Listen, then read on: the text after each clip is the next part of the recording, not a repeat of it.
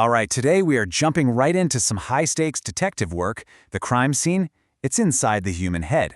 And our secret weapon, the tool that lets us crack the case, is something called neuroimaging. It's this incredible technology that lets us see exactly what's going on inside our most complicated organ. So picture this. Someone gets rushed into the emergency room. They're confused, they're in a ton of pain, and every single second counts. Inside their head, the brain is basically a black box, and you know something has gone terribly, terribly wrong. If you're the doctor, what's your first move? How do you even start to look for that first, crucial clue? Well, you treat it just like a medical mystery, and to solve it, you need some very special tools that can peer right through bone and tissue to reveal what's happening. Neuroimaging, that's what gives us those first clues, turning this terrifying unknown into a case we can actually solve. So let's open up the toolkit. You know, like any good detective, a doctor has a whole set of specialized tools. And when it comes to looking inside the head, there are two main workhorses they reach for first. Knowing which one to use and when, well, that can be the difference between a quick diagnosis and a total disaster. And here they are, the CT scanner and the MRI.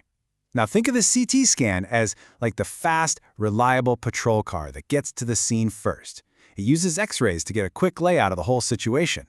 The MRI, though, that's the forensic specialist. It uses these super powerful magnets, so it takes more time, but the level of detail you get, it's on another level. When you think CT scanner, I want you to think one word: speed. In just a few moments, you get a clear picture of the brain. That's why it is the absolute king of the emergency room. It is brilliant at spotting fresh blood, which shows up super clearly against brain tissue. So for things like a major bleed or a certain type of stroke, the CT is going to be the fastest way to get a life-saving answer. But the MRI, now that builds a much, much deeper picture. It doesn't use any X-ray radiation at all. Instead, it's using a powerful magnetic field to get this incredibly detailed look at the brain's soft tissues. Yeah, it's slower, but the sensitivity is just astounding. And that makes it the perfect tool for those complex deep dive cases, like, say, hunting for a tiny tumor or diagnosing inflammatory diseases like multiple sclerosis. Okay, so we've picked our tool, we've got our pictures, but now comes the real detective work, interpreting the evidence. These scans have their own visual language, and to crack the case, we have to learn how to speak it. So to really understand these scans, you have to learn the vocabulary. Radiologists don't just say, oh, it looks bright, or it looks dark. On a CT scan, something that's bright white, like fresh blood, is called hyperdense. Something dark, like fluid, is hypodense. Now on an MRI, the terms are kind of similar, but they're distinct. Bright is hyper-intense, and dark is hypo-intense. These are the specific adjectives they use to describe the clues. But, sometimes the clues are hiding. And to make them stand out, detectives might use a special technique, right? Like dusting for fingerprints? Well, in radiology, that technique is injecting a contrast dye.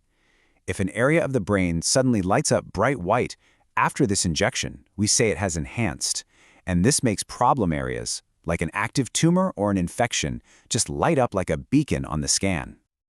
All right, we've got our tools and we know the lingo. Now it's time to put on our detective hats and apply all this knowledge to solve a few classic medical cases that you'd see in any hospital, any day of the week. So our first case is a classic ER scenario. A patient comes in after a serious blow to the head.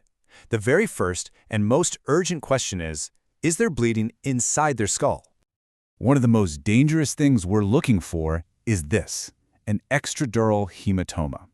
Basically, it's a bleed from a ruptured artery, and the blood starts collecting really fast in the space just under the skull. This creates this immense pressure that literally starts crushing the brain tissue underneath it. This is a top-tier rush to the OR surgical emergency. Okay, so on a CT scan, fresh blood shows up bright white or hyperdense. But the critical clue isn't actually the color, it's the shape. An extradural hematoma creates this tight, lens-shaped collection of blood. But a subdural hematoma, which is a different kind of bleed, it spreads out into this wider, crescent shape. That small difference in geometry, that's the crucial fingerprint that tells a surgeon exactly what's going on. Let's open our next case file. A patient shows up with sudden weakness on one side of their body, and they're having trouble speaking. The prime suspect is a stroke, but there are two very different kinds. And get this, the treatment for one could actually be fatal for the other. This is where the CT scan is absolutely vital. An ischemic stroke? That's caused by a blockage, which cuts off the blood supply. On a CT scan, the affected brain tissue starts to look dark or hypodense. But a hemorrhagic stroke is the exact opposite. It's a bleed from a ruptured vessel. And what does fresh blood look like on a CT? Bright white, hyperdense. So basically, the two types of stroke look like polar opposites on the scan. Dark versus white, blockage versus bleed. This one image instantly tells doctors which emergency path they need to take. All right, for our final case, we've got a patient with a high fever, they're confused, and they have a really severe headache. The symptoms are all pointing towards an infection that has somehow made its way into the brain itself. The detectives here are hunting for a brain abscess, which is a localized, walled-off pocket of infection deep inside the brain tissue. It's incredibly serious, but it leaves a very specific signature on the scan, if you know what you're looking for. And here it is, the signature clue. Remember our contrast dye? When that stuff gets injected, the inflamed wall of the abscess soaks it right up, and it glows bright white. This creates a perfect ring of enhancement on the scan. It's almost like the infection is outlined with a highlighter, telling doctors exactly where to target their treatment. So after following the clues through these cases, we can kind of step back and look at the final picture, what this technology really truly represents. So what have we learned in our little investigation? Well, we've seen that neuroimaging is all about making the invisible visible, that it all starts with choosing the right tool for the job, the speed of a CT, or the insane detail of an MRI.